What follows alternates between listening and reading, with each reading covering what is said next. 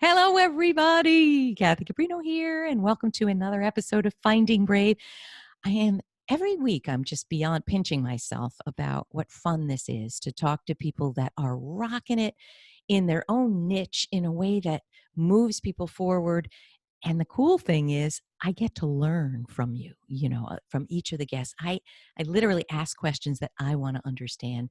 And you're in for an amazing treat with Samantha Skelly today. I'm so grateful that you are here as you're about to venture off to an amazing trip and you've just made time to join me. Thank you so much for being here. You're so welcome. Thank you so much for having me. Oh, can't wait. All right, 30 minutes is going to be hard for me. I'm going to go and go and go and not stop, but I want you all to know about Samantha. So let me read her amazing bio. Samantha Skelly is a seven-figure entrepreneur, sought-after international speaker, best-selling author, and wellness coaching expert as a leading authority on disordered eating and body image issues. Samantha has made it her life's mission to empower women to overcome their struggles with food and body so they can live happy, authentic, and fulfilling lives. I mean, who isn't raising their hand to want to learn more about this? Samantha's mission was realized in 2014. That's not so long ago, is it? When she founded Hungry for Happiness, a movement that helps people experience true transformation and happiness through trained, certified coaches who utilize emotional and energetic coaching techniques. Hungry for Happiness has provided unique and accessible recovery resources to those suffering in silence. And in 2018, Samantha launched her second company, Pause Breathwork, with a mission to unite humanity. It makes me want to breathe, to help people breathe, feel, and thrive. And your new book, which is out September 29th, revised and revamped, a brand new version of Hungry for Happiness. Stop emotional eating and start loving yourself. All right, girl, here we go. Can I start with this quote I saw on Amazon? And I want to hear everything you want to tell us about your journey, why you did this. You know, I'm sure you've experienced everything you write about and train and speak about. But here's the quote: "You know it in your heart. It's time to break free of the cycle of emotional eating, from calorie restriction and binging to become who you were designed to be. It's time to stop using food to numb your pain and begin listening inward to your body's wisdom and to your highest self." All right. Tell us, first of all, can I hear a little bit about what you've been through and how that's informed what you're doing, Samantha? Definitely. So I grew up as a child actress and a dancer. So my whole life, I was either on a stage in front of a camera, and I can remember being 12 years old, lying in the bathtub and looking down at my body and thinking to myself, like, ugh, I hate my body at 12 years old. And that was a byproduct of just having so much pressure put on my body at such a young age. You know, with being a dancer and being an actress, there is always a really intense pressure to be a certain size. And so that manifested into extreme body image issues at a very young age, which then created a really bad eating disorder at about 18 years old. Can I ask you this? You didn't like your body because you thought it was too big? I thought I was too fat. Yeah. There we go. Yeah. And you I probably can weighed remember 98 pounds or something, right? Yeah. I remember going to school and never wearing shorts. Like, I refused to wear shorts. It would be like the hottest day of the year, 30 degrees outside, and I would refuse to wear shorts because I hated my legs. Wow. I hated my legs. I just felt like I was, and I was a normal sized kid, you know, Sure. but I Toned and fit and I beautiful. looked in the mirror and I was like, I'm fat. I hate my body. I would wear sweaters over my waist and cover up my hips, and I was constantly trying to cover up my body. 18 years old, I moved to Australia, and I remember being on the beach in Australia and thinking to myself, I need to start dieting. I had just stopped dancing, so I need to start dieting. So the first diet that I ever went on was the cabbage soup diet. I don't know if you're familiar with that. Heard of that? That hurts Where my you stomach too. basically just eat cabbage soup in forever, and you just don't stop. And so I ate cabbage soup for weeks and weeks and weeks and weeks on end. And I actually ended up being in the hospital. I was hospitalized because I was malnourished. There's no nutrition in cabbage, is there? Just a bit of, maybe a little bit roughage. of fiber. Yeah. I think it's like fiber. And then the idea is then you'll like crap it out. That's my idea. But I remember my mom doing it. And this is a common thing, right? Our daughters, we see our moms doing, whether it's the cabbage soup diet or it's Weight Watcher, or it's the lemon and cayenne pepper drinking thing, whatever it is. We look to our mothers. And so my mom was on diets all the time. So I thought to myself, well, I'm terrified of getting fat, so I'm going to go on a diet. So that moment when I did the cabbage soup diet, that was the start of a 4-year journey, which I call my diet depression years, where I was on over 50 diets in less than 4 years. And I didn't know how to eat like a normal person.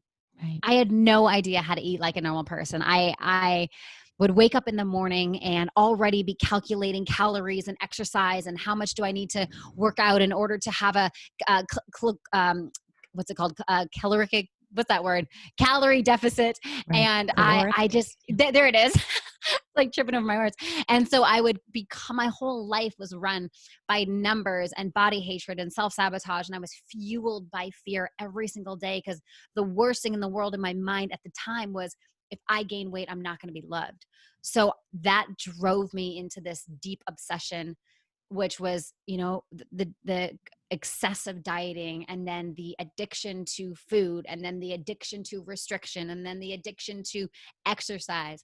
I then became a fitness competitor because I thought, well, if I train for all these shows and I go up on a stage, then I'm going to be structured and then I'm going to be fine and all that kind of stuff. And wow.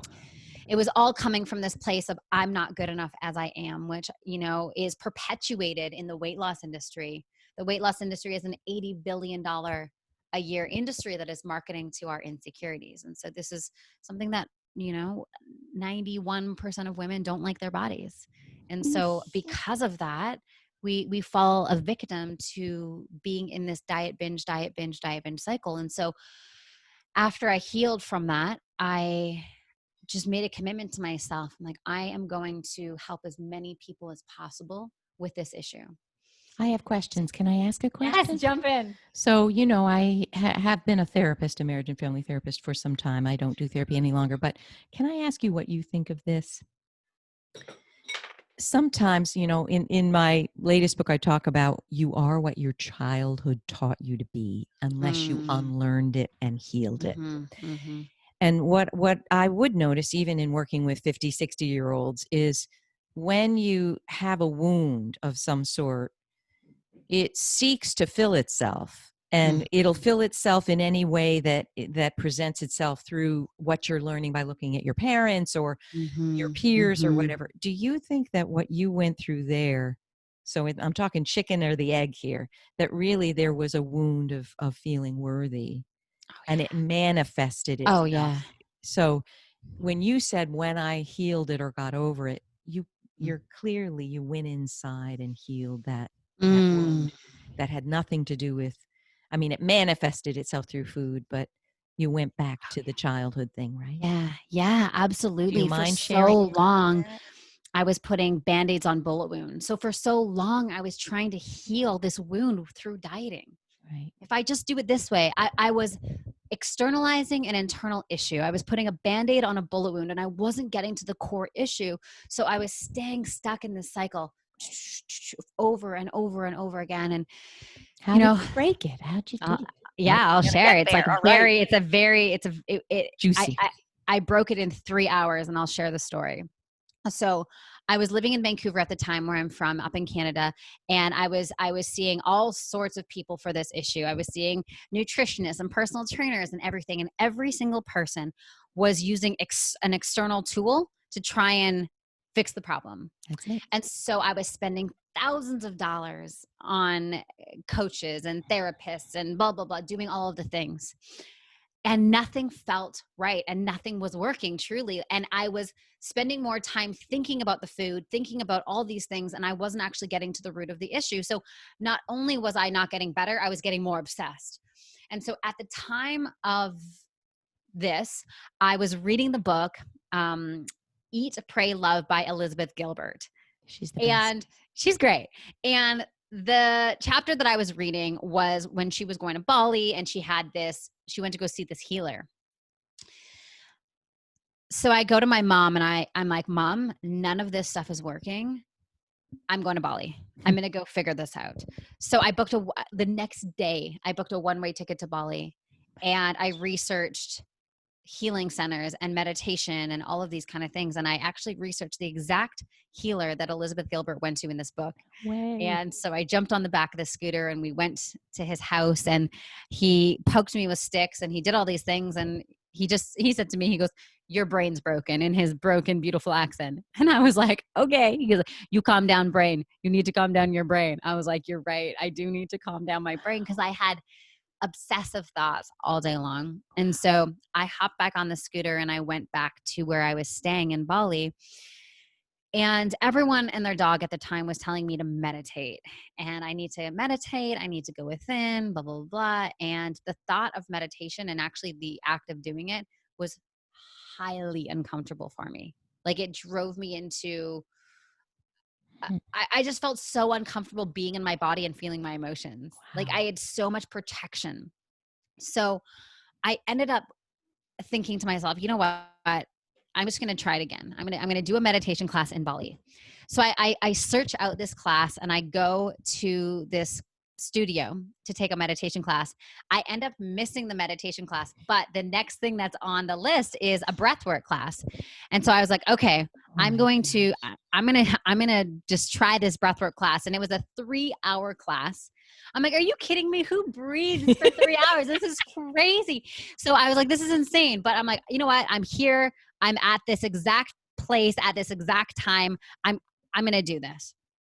So I go into the class and this guy comes up to me who he's dressed all in white. He looks like Jesus. I'm like, he goes, are you ready to go on the ride of your life? And I was like, the ride of my life? Like, what are you talking about? Hey, I thought I was breathing. All right. I thought I was bring breathing. it on. And he says, just breathe in this pattern and allow yourself to feel your emotions. And I thought to myself, I have not felt anything other than numbness and anxiety for years. I don't know what you're talking about. I'm about to cry. I have a feeling. Yeah. So I lie down on this mat and he tells me to breathe in this pattern. And as I'm breathing in this pattern, my body starts to feel alive again.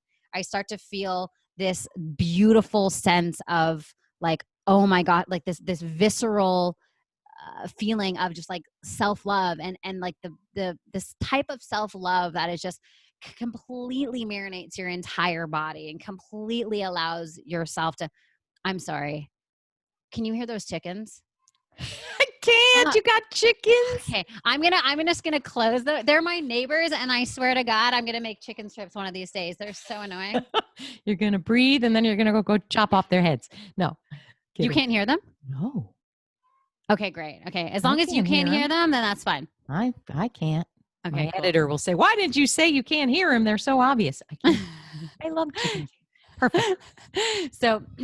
So I began to feel my body was completely marinated in this life force energy, you know, what people talk about of like, feel your intuition, feel that like visceral yes and no, feel the aliveness in your body. Like none of that resonated with me because all I felt was numbness and anxiety.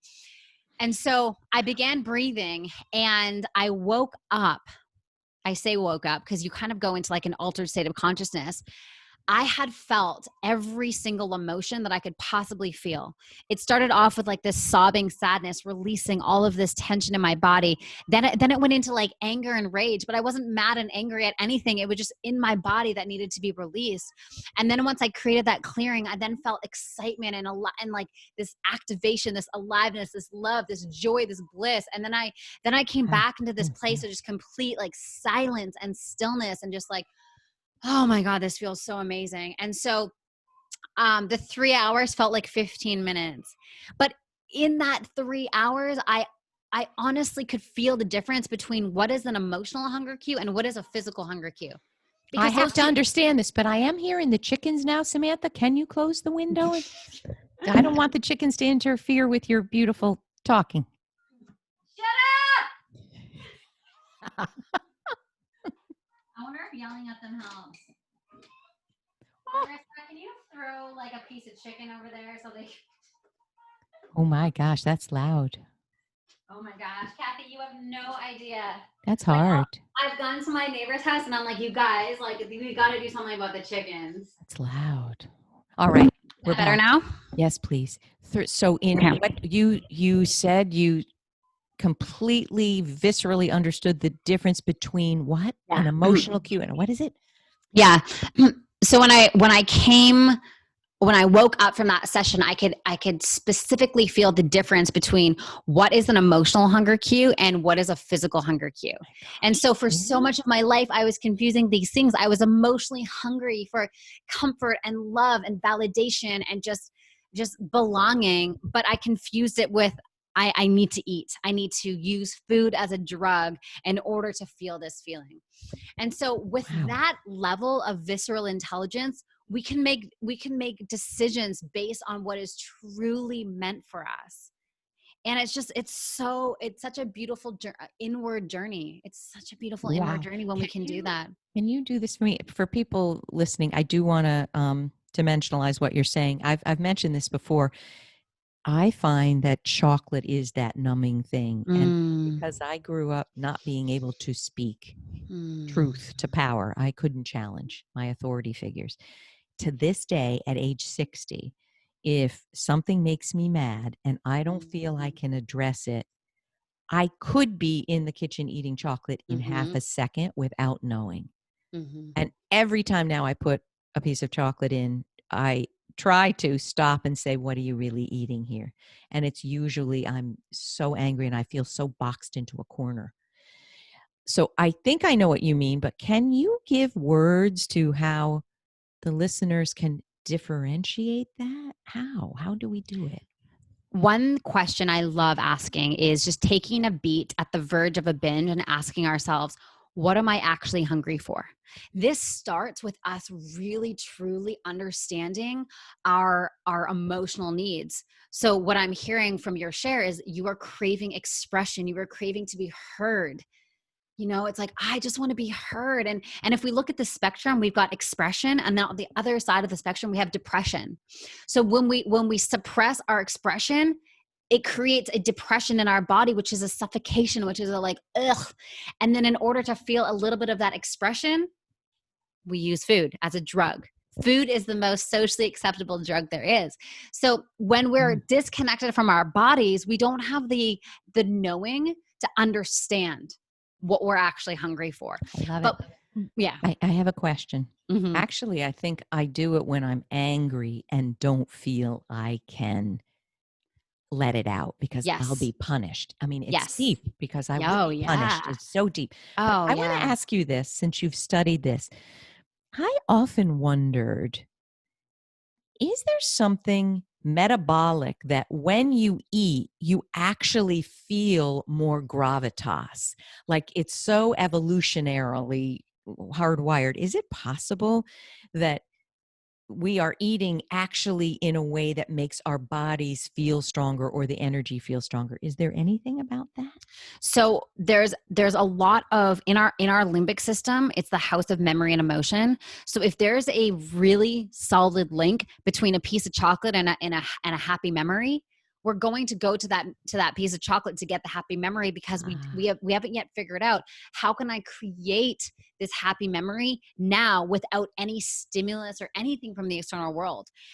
What I know to be true about breath work and a lot of the techniques that I share in the book is we have the ability to absolutely create those visceral states in our system throughout the day. And so with breath work, with intention, and really focusing on our energy, we're able to tap into the things that we're actually hungry for without using food.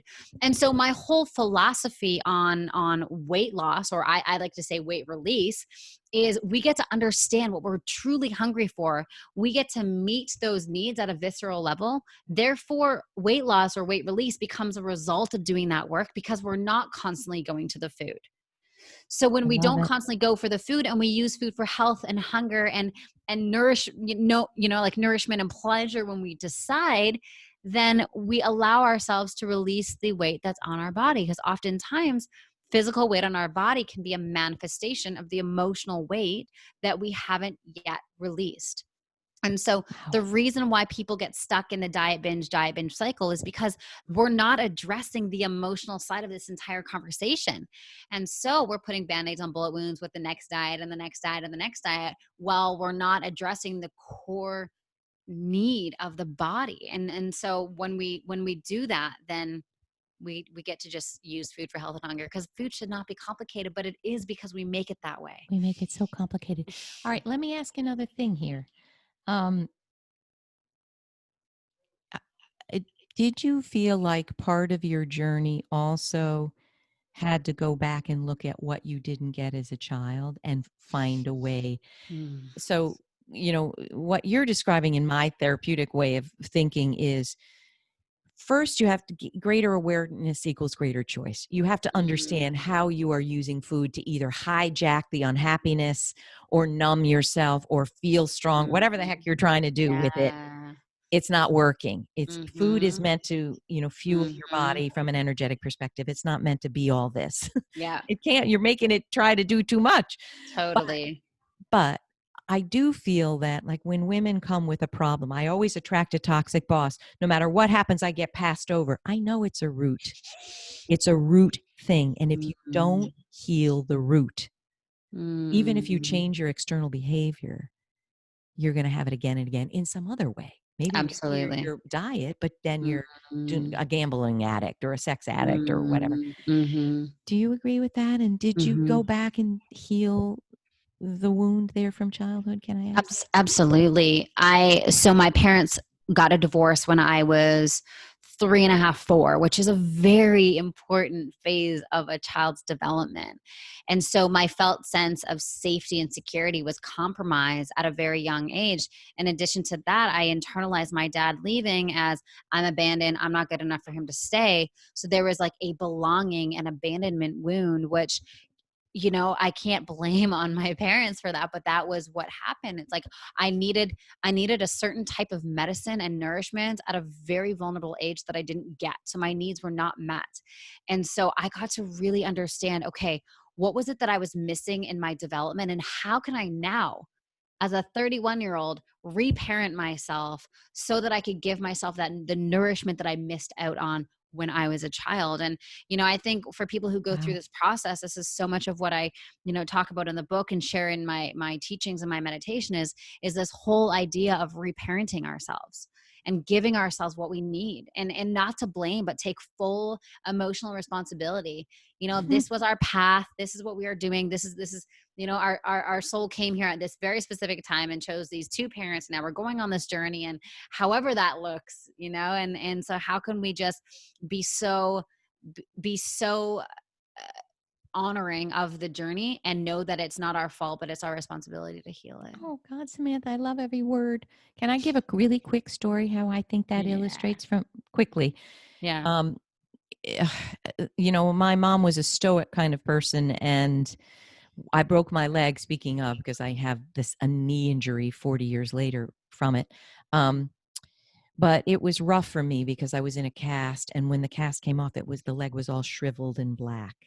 And I started to weep because I was an athlete. And Mom, because her boundaries weren't so great, got mad at me and said, "What are you crying about? It'll be fine." And my little 16-year-old mind realized then, I can't really tell Mom what I think.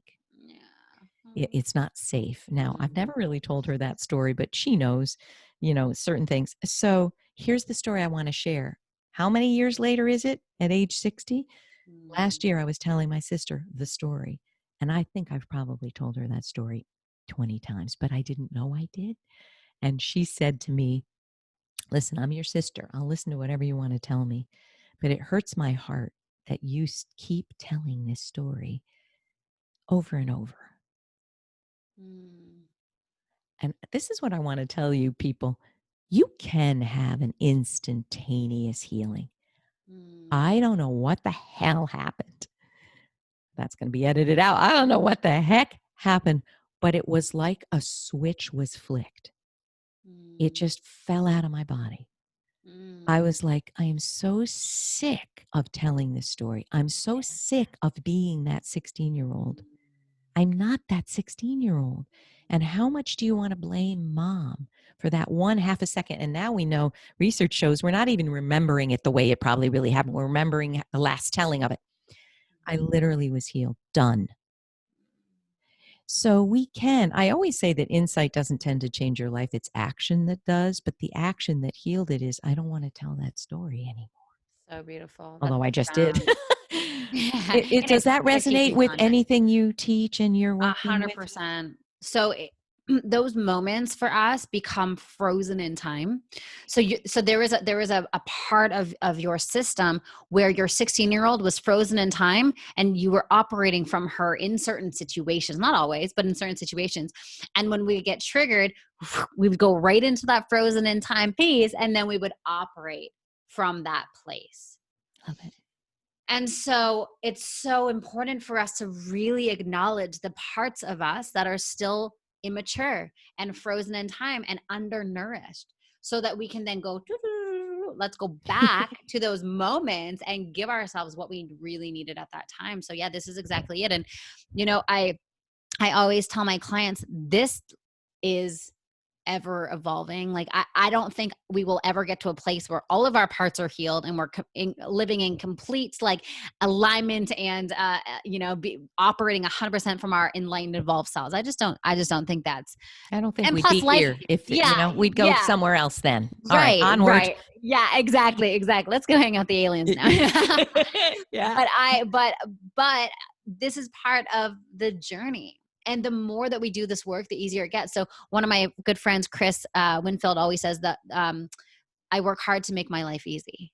And so when we go into these parts and we heal them, it allows everything to have more ease. You're detached from that narrative now. You're detached from that frequency. It doesn't live in you anymore. So you're not going to be thrown into your 16-year-old self anymore, because it's like, oh, So good, Samantha. I've healed that. And also, you said it, and it's part of my world, bravery and power. Let's stop blaming poor mom. She did the best she could. It upset her to see me upset. So what? Okay, at 16, it was a hole, a wound. All right, 40 or whatever it is. Can you let her off the hook? And, I read an amazing book by Fred Luskin on Forgive for Good. He's a forgiveness expert. The book is amazing, but he talks about how we often take something that's done to us and make it personal when really it's not personal. It's impersonal.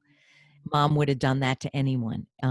She just, that's how she would have operated. So am I really going to hold that in as if it's a personal thing? Let's take accountability. What do you think?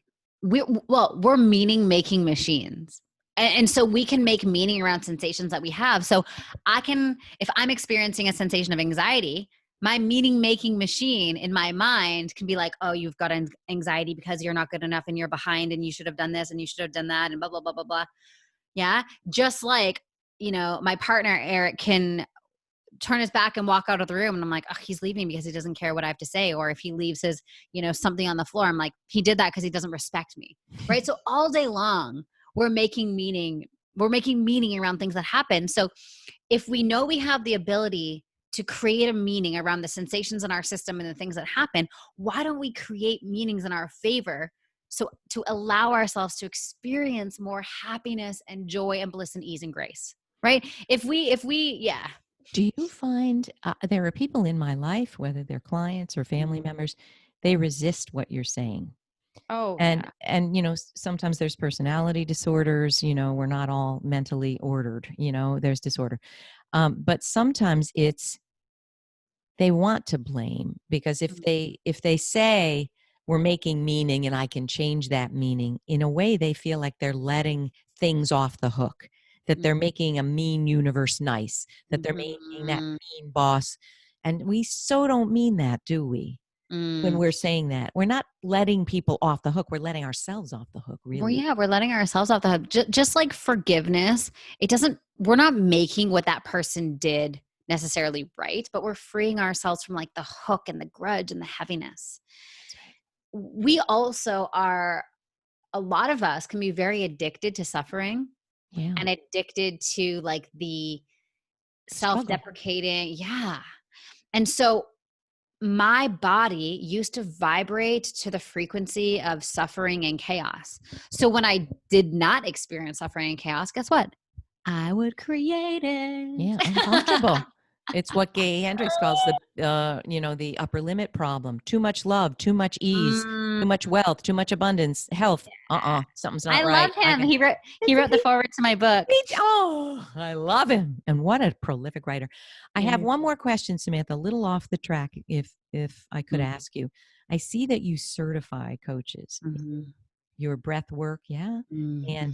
and your other Hungry for Happiness work. Mm-hmm. I would love your secret to how you really impart what you're gifted at, because you've had a special journey that Mm-hmm. makes you live this in your cells. How do Mm-hmm. you certify? How do you impart that? I would love to Yeah. know for myself, Yeah. because I Yeah. have a certification program for Mm-hmm. coaches who Mm-hmm. want to learn the Amazing Career Project Yeah. methodology. Can you Yeah. tell us, how do you do that? Absolutely. So people often ask me, Sam, why are your certifications so long? So our breathwork certification is 7 months long. It's the Yeah. longest one on the market, and it's the most intense as far as like the requirements for the students. And that is because I teach embodiment for 80% of it. You mean you have to live this in your cells. Yes, It it's can't like just be spewing stuff, right? yeah, if we breath work, it's such a beautiful and intense practice that there's no way somebody can regurgitate something that they learned in my trainings and be successful. It would do a disservice to them, it would do a disservice to the work, and it would do a disservice to the client. So much of we just started a new class in August, and Wow. what we're doing now is just pure embodiment, like really using the breath and allowing the breath to open up our systems and heal these parts and remove the protectors. And they work with a coach, one of my mentors in the program, and they really get so detailed with the embodiment practice. And then after that, then we learn the science of breathwork, how to facilitate the benefits of breathwork and all of the elements that are more tangible and external, but so much of the journey is really embodying. And same thing with the Hungry for Happiness food and body coaching certification. It's the majority of the women who do the Mm. coaching certification have had a history of disordered eating. And so for the first part of that program, again, embodiment, getting the work to live on their heart, not in their mind.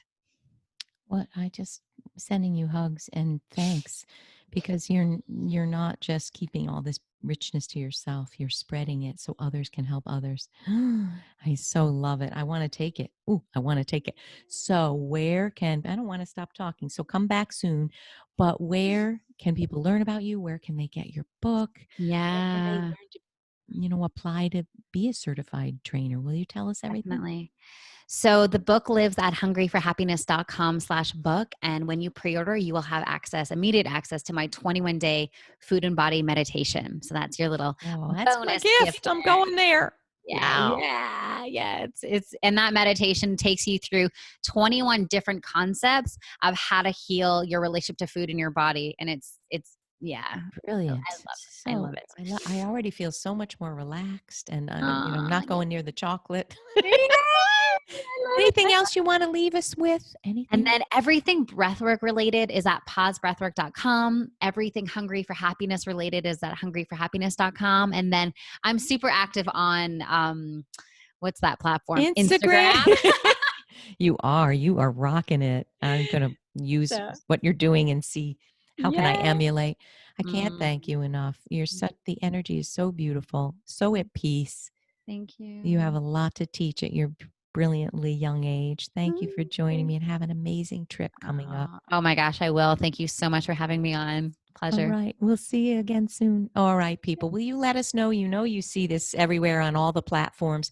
Write us a question. We'll both do our best to answer. And I'm sure Samantha will too. We'd love to hear from you, and we'd love to be of help. All right, my friends. Have a wonderful week, and see you next time. Bye. Bye. Oh.